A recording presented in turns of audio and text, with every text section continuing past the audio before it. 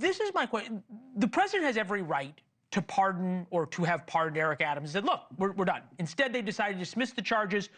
And I'm not a lawyer, but without prejudice, meaning they kind of have Eric Adams still by his tail. Yes, the way I read that, you're right. A dismissal without prejudice means they can reinstate the charges at a future date. And the way I read that is that the administration, in a clumsy way, wanted to maintain leverage over Eric Adams, that if he doesn't play ball, if he doesn't execute on their agreement, they could reinstate the charges. So it gives them continued control over Eric Adams, which, again, politically, maybe that's a brilliant idea, but from a law enforcement perspective, you want prosecutors to neutrally apply the rule of law, it doesn't get there. Well, especially when you've been the one promising to come in and clean it up.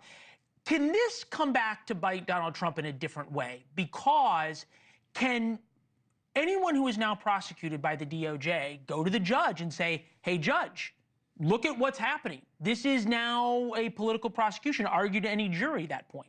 It does. I mean, it opens up that argument. And I mean, the other thing now is if you're a defense lawyer, you are going to be thinking, can I go in and get charges against my client dismissed on the grounds that they were political?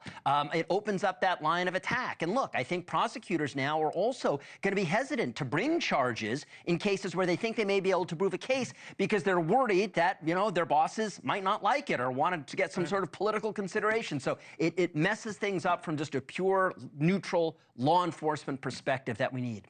And it didn't have to happen. As you had said, well, badly served, bad advice when there was different ways to do it. Tom, always good to see you. Thank you very much. Thanks for watching. Go to joinnn.com to find NewsNation on your television provider.